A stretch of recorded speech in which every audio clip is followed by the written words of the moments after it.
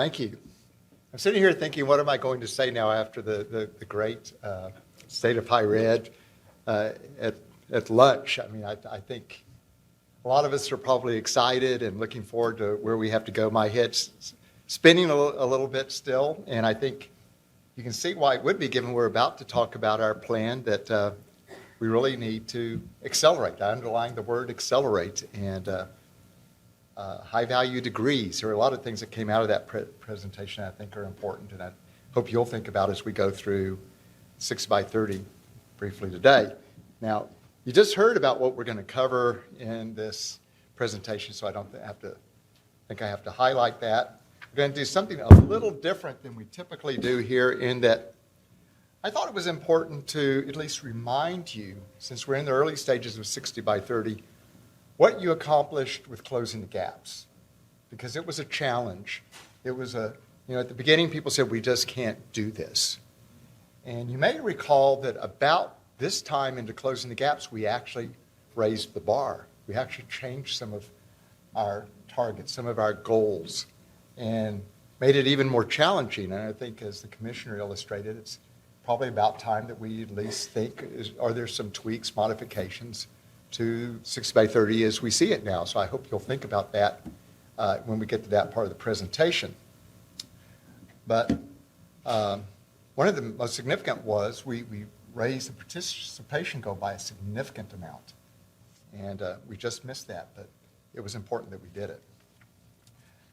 So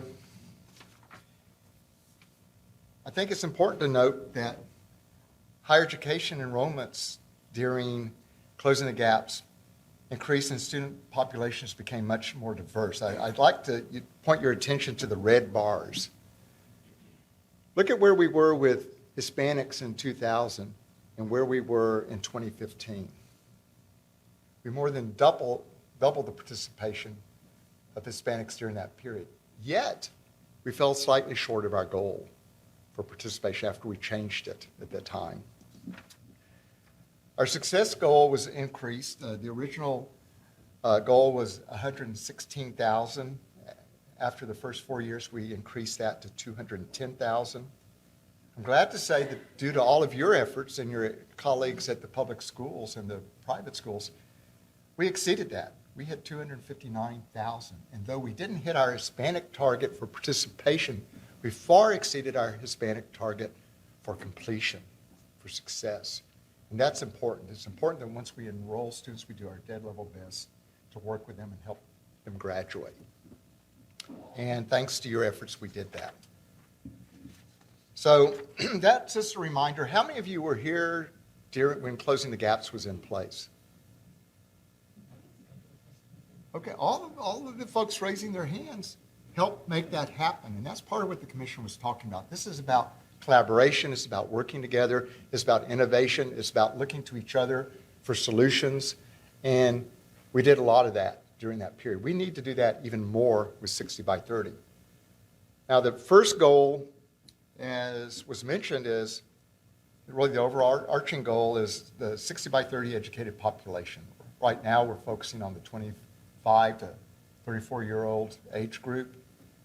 But part of what's important to mention about this isn't just a higher education goal. We can't get here unless the public schools, higher education, and industry are working together. Because part of this is you need to have the jobs for our graduates to stay in the state. We could achieve our completions in goal 2, but if we don't have the jobs for them in Texas, we're going to lose them to other states. So we need to work together. You've heard that we've done better than other states in terms of employment.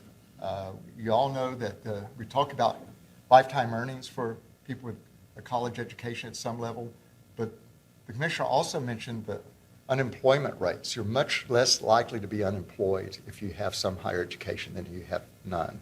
And if you're unemployed, you're likely to be unemployed for a shorter period of time. But we need to work together. If we achieve what we're wanting to with the overall economy working together, we'll actually lure educated people from other states. We'll keep our own students in the state. We'll have companies moving to Texas because of our great educated population that they're here to work with. And, we don't have research in the plan, but we do know that if we have sites of research around the state, industry frequently likes to have locations near those institutions where they have a ready-made population for those folks. And I think we could see that happen in Texas in the mid-'80s when the state decided it needed to diversify its population and went heavily into tech. And Austin benefited from that greatly, but all other areas of the state did as well. The completion goal, we're talking about certificates, associates, bachelors, and masters. Other degrees are important, but these are the credentials that drive the economy to the greatest extent, who supply the workforce to the greatest extent. We're closing the gaps. We didn't include masters, but that's more important to many baccalaureate graduates than it used to be. We need to pay attention to that. We still have to remind industry that some of the things they want for students in their workforce actually are addressed in certificate programs at community colleges. Sometimes during that process, they talk about, well, all the coordinating board wants people to do is to go to universities. Never been true. With closing the gaps, we thought that we needed it. 70% of our graduates had to come from community colleges. It's still the case. Certificates matter. We need to remind people that that's an important part of our workforce. And we also need to know there's a lot of discussion now that we need to consider going forward about apprenticeships, about industry certifications, which are different kinds of credentials. And we're not quite sure how to work those in, or if it's something that we just need to work with the workforce, Texas Workforce Commission and TEA on. Marketable skills, we believe our students have skills. We think they need to learn better how to market themselves. Other states may talk about employability skills, but we need to find a way to make sure that our students are aware of what they have. If they're working during school, they know how to connect that job at Target with their marketing class. If they're learning things, if they're working a cashier, as a cashier at Target, that may inform them in terms of marketing. They may be aware of the ads or people buying those things. They need to connect these things. We know that they learn things in clubs that can benefit them. So it's not just the class, it's not just the major, but how do we bring all these things together in a meaningful way and help students learn how to do that?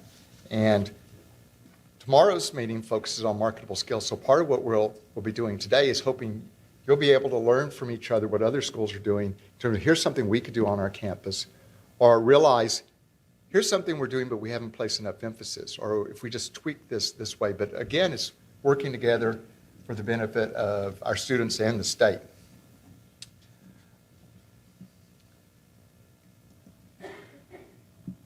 So, I'm sorry, I missed the debt goal. How many of you heard on the radio, when I drove here this morning, they were talking about the study that was released on earnings. It was mentioned, Mr. Stedman mentioned it. He said he hadn't gotten to read it. He hadn't read it. But they were, yeah. I read it during lunch just in case. But on the radio, they were interviewing students who had graduated with various degrees, and who were they? They were students who hadn't gotten good jobs. We have so much of this out there telling folks it may not be worth going to college now, and the commissioner mentioned some of that from surveys. Well, we know it's still worth going to college. The industry still wants people who have some level of college education and training. But we're having to work against the media and national reports which tend to focus on the negative. Students with $200,000 in debt. It'd be hard-pressed to find a student from one of our institutions with $200,000 in debt. It doesn't happen here unless they go to medical school afterwards, but if they went to public institutions, they're still not going to have that level of debt. So part of our point with this goal is we need to pay attention to debt, but in Texas, we think the debt that our students experience is in line with what's reasonable.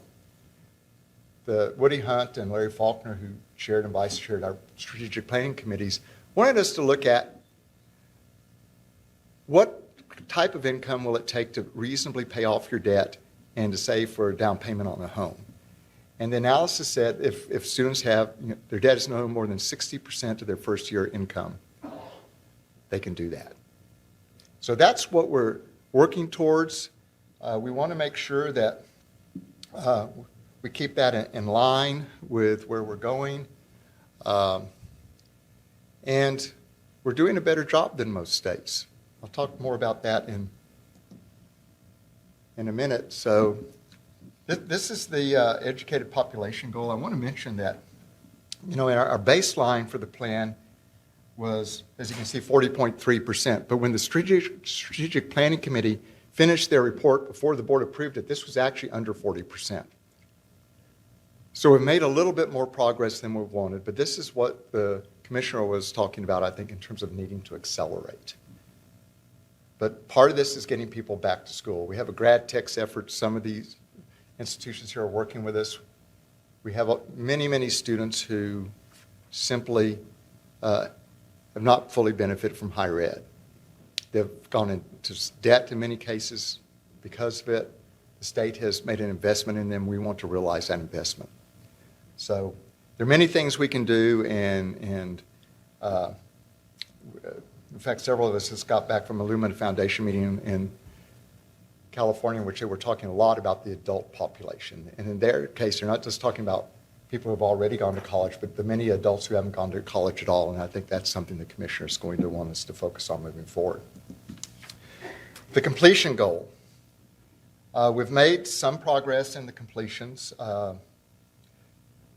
think it's important to say on the university side that while we don't talk about graduation rates in the plan, completions, and we want people to complete whether they started 20 years ago or yesterday, but the institutions really deserve a lot of credit because of huge improvements in graduation rates over time. And not just 6 year, but we have some institutions who have drastically increased the number of their students who are graduating in 4 years. And that takes a lot of work on the part of institutions. Not all institutions are doing it in the same way, but I think it's important to realize that. They're more engaged with their students, they're paying more attention to their students, and we're having more people graduate.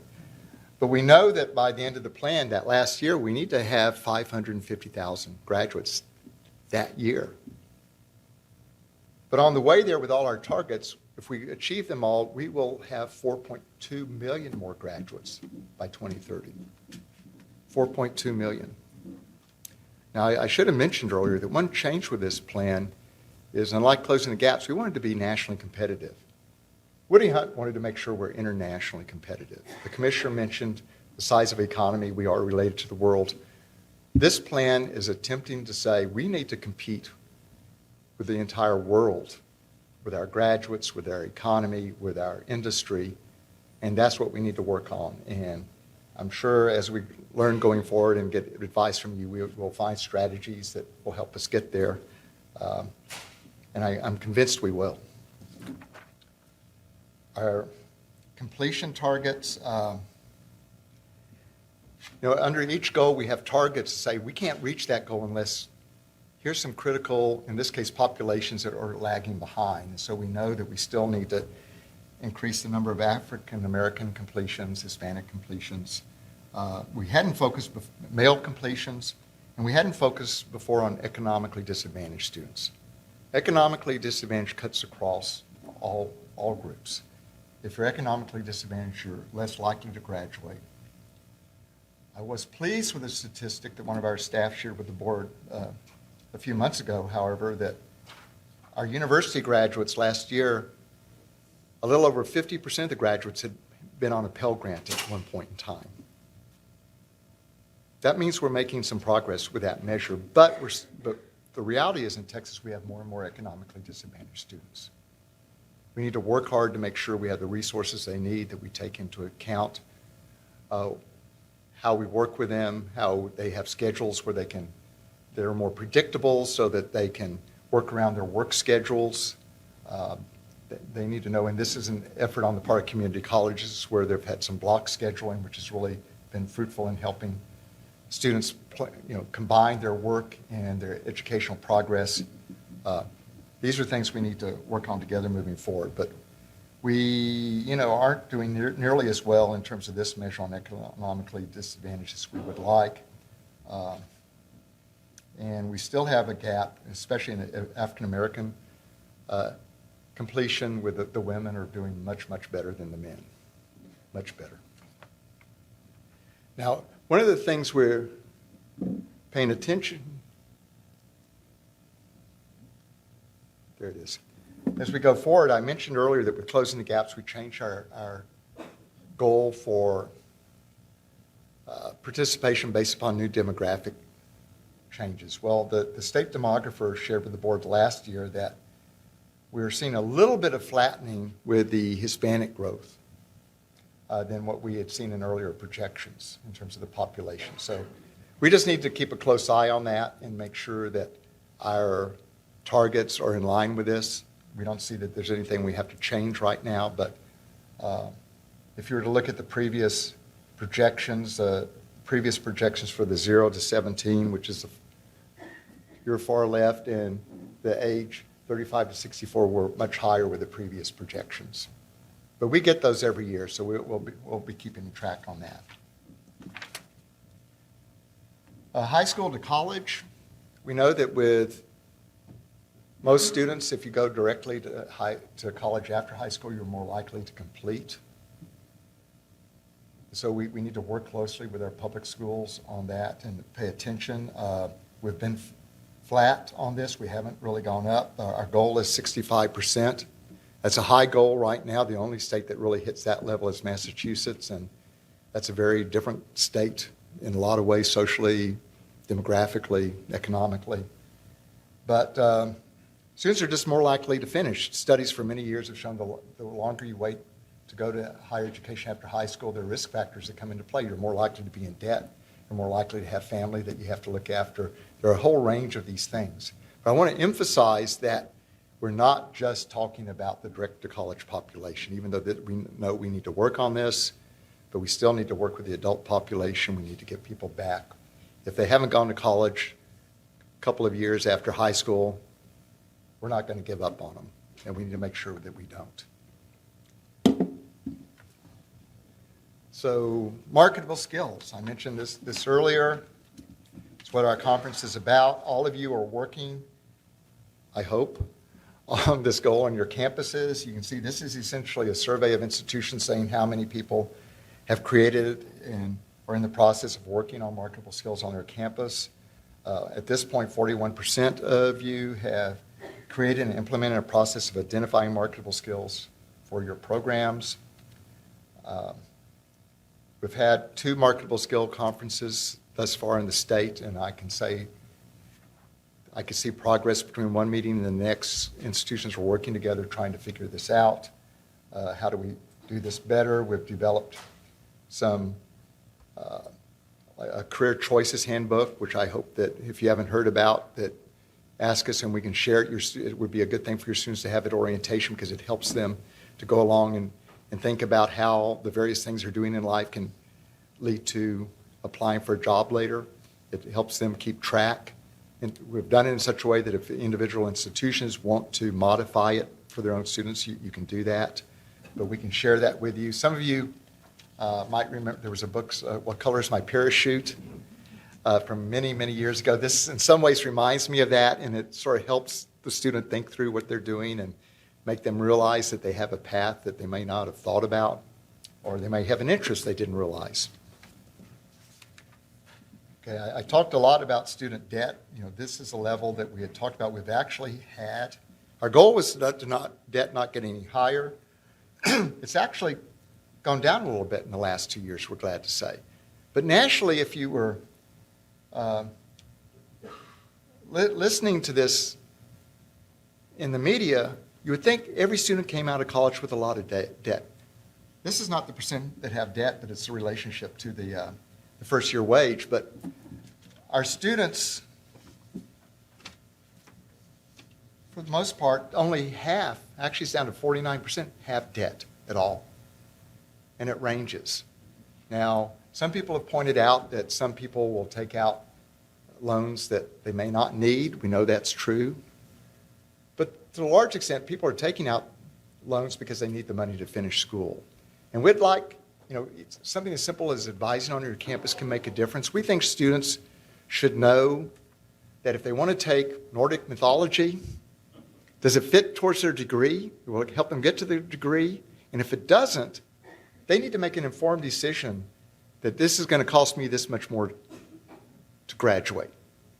they want to make that decision, at least it's informed. But we want to help them know what's the best path and the least expensive path to that degree and to some success in life. So this just shows what percentage of students have debt and don't have debt, and by degree type. And so we actually have, it's a little better than I realized. We have, our graduates without debt is 54% right now. So we've made improvements. So I just want to underline, we all wish education costs less, but our public universities, compared to other states, are about half the states. Their tuition at public institutions are higher than in Texas. At our community colleges, I think there are only 2 or 3 states that have lower tuition than our community colleges. So while it's more than many of us paid when we went to school, it's still a bargain compared to most places. Students put in their work, there's going to be a long-term payoff for them. So with that said, I'm going to turn it over to Julie, and she's going to tell you how to find data. And I want you to think about it as you go forward. We try to make data as accessible as possible, but we know we can find ways to make it more easily attainable, and I know the new commission would like to make this data something you can find like that. And in some cases it isn't. Julie?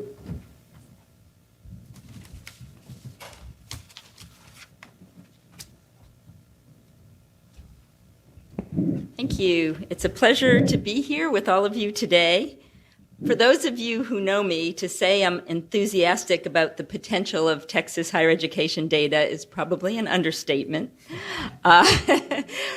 And why is that? Well, what really stays foremost in my mind when I'm sitting at my office pretty far away from most college campuses looking at lots and lots of spreadsheets with lots of numbers is that behind those numbers there are students. Behind every data point there are students, there are student journeys, and there are stories in the data.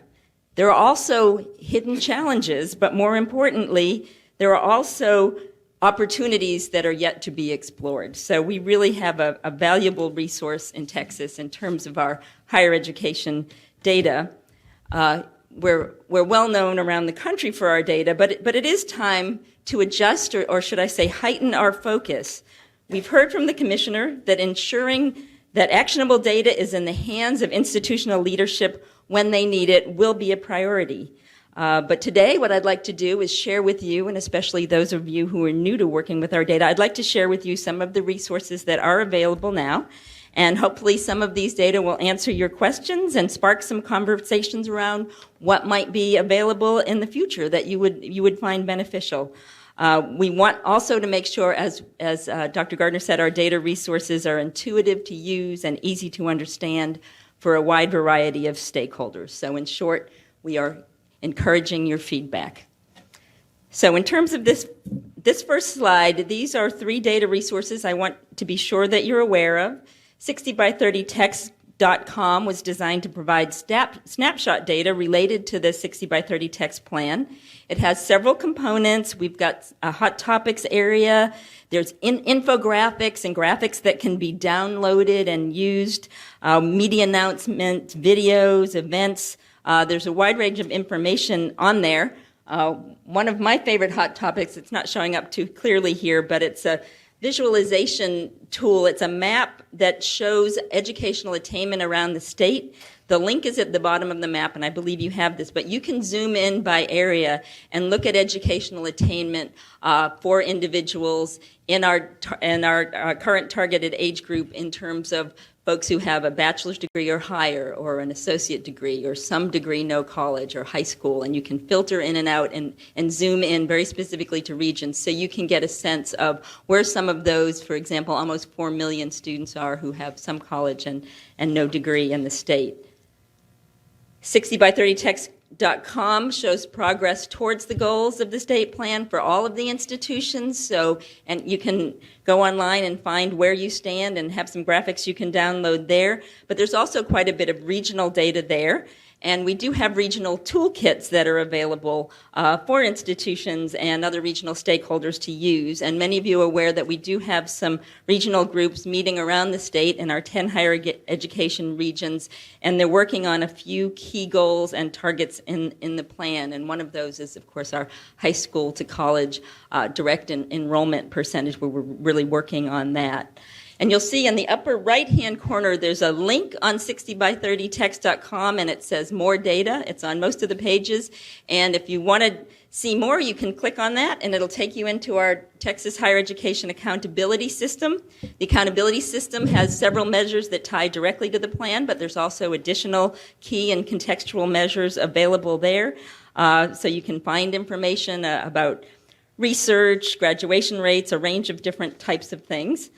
And I think it's really important for institutions to understand the use of these data, because they really can inspire and inform in a variety of ways.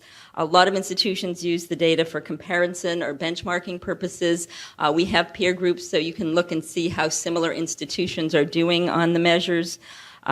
We have some institutions who will use benchmarks for their own dashboards and higher education strategic planning.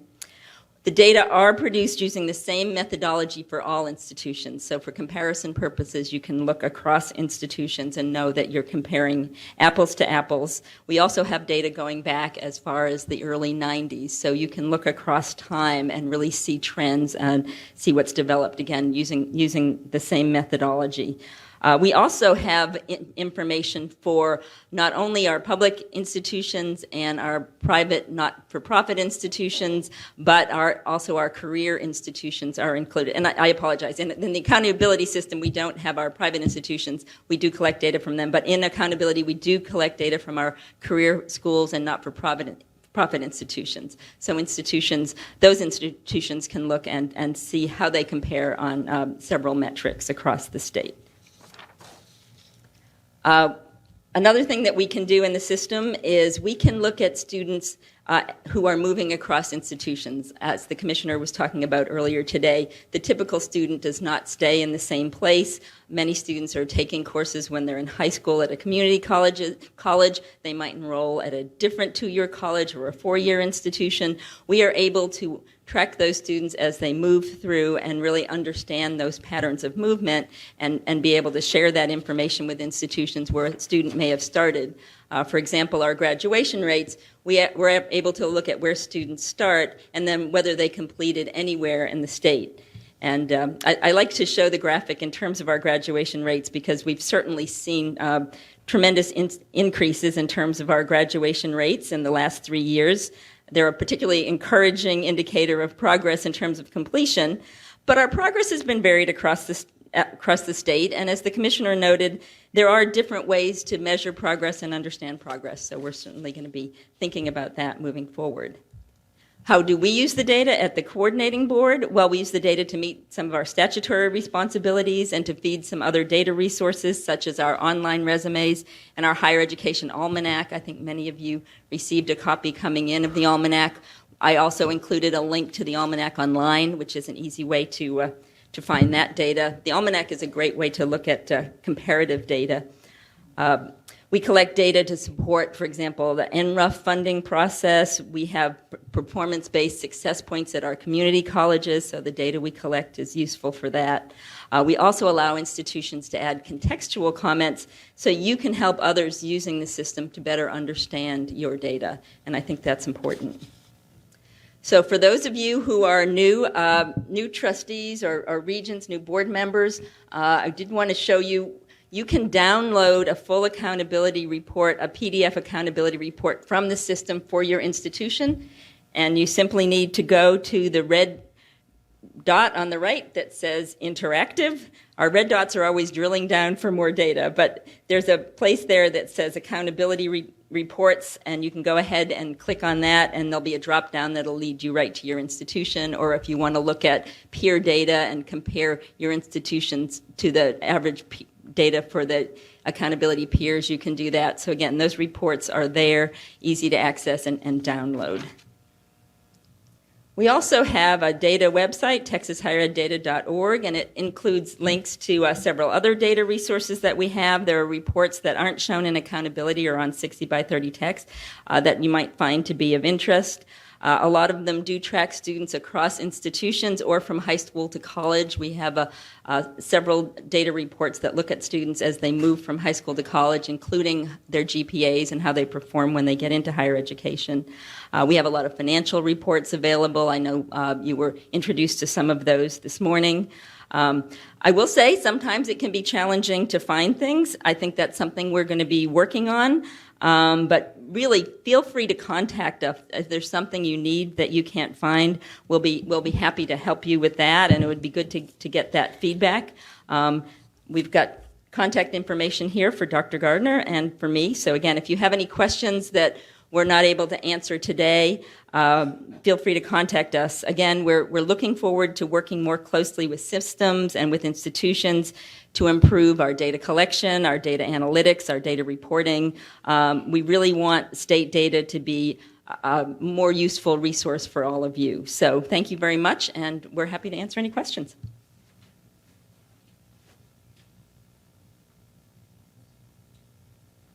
Yes? Sure. There it is, and this will be in your packet too, and on the flash drive.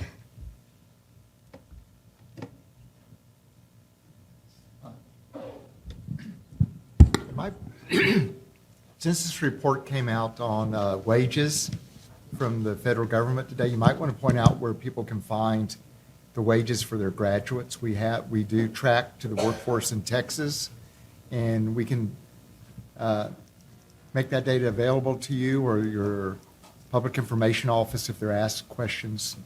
Yes, so you can go to the texashighereddata.org site that I talked about here, and Texas Cruise, which is the consumer resource for education and workforce statistics, is a link that's available there. I know that the Texas Workforce Commission is actually redesigning, working on that website to try to improve it, but there is a lot of data there about that ties its specific institutional and program level data that looks at student outcomes by program area. So very, very useful data, and again, I know the Workforce Commission is working on upgrading the look and feel of that. Yes?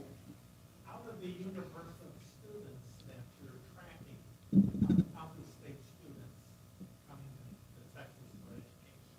We have looked at patterns. It's been a couple of years because we need to use National Student Clearinghouse data for that. Though we're pleased that it looks like we're going to have a contract to get those data again. The last time we looked in terms of students leaving the state, about five. He's talking about coming in. Oh, coming in. Okay. Well, and I was going to give you the leaving first. In terms of the coming in, I believe it's comparable that about 10% of our students in state go out, and we bring in about 10% into the state from out-of-state students. And it might be worth mentioning in terms of the attainment goal that 2 years ago we had 55,000 people move to Texas who fit the educational profile for 25 to 34. So that may be embedded in part of what you're asking as well. So we do have students come in, but our institutions largely serve in-state students. I think you'll see more out-of-state graduate students and professional students than you will at the undergraduate level. Mm-hmm. And fewer still at our two-year community colleges, though those colleges along the border, that's where we tend to see more students from other states. And let me get the microphone to you, sir, so we can get this on tape. Speak clearly. So being new to this, I was trying to get an understanding of the percentage. So it's of the 60 by 30. So these are students who start off as residents of Texas, and then and so it kind of follows on to the question I was asked, and that is, after they graduate, is there a measure, goal, or any type of connection to whether they stay in Texas and, continue to be professionals in Texas? Yeah, well, we don't measure it that clearly, but perhaps we should, but the relationship between the attainment goal and the completion goal is we can hit our completion goal, but if we don't have jobs for them in Texas, they're going to leave the state. That's why it's important that we develop our economy at the same time. We have a couple of things working with organizations out of state where we are hoping to get at, well, we've got the National Student Clearinghouse, but we're hoping to have access to census data and some Treasury Department data as well to know what's happening with our students who leave the state. And hopefully, if they go to school out of state, which 10% of our students do, we can get them back in Texas after Harvard lures them away because they're so talented, but we want them back here afterwards. Or maybe if they go to Notre Dame or someplace like that. So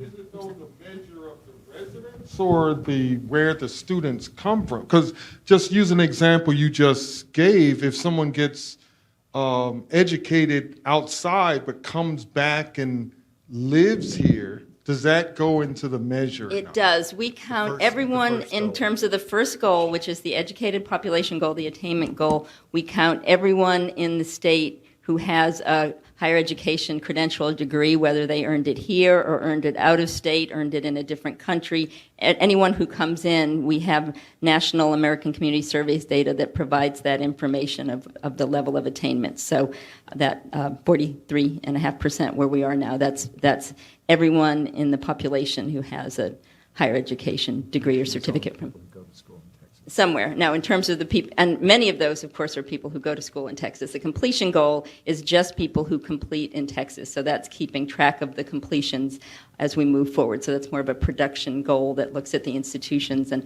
how many students are earning degrees and certificates. That help? Good question. Yeah.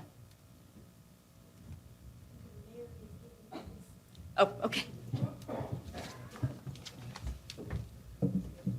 Thank you very much.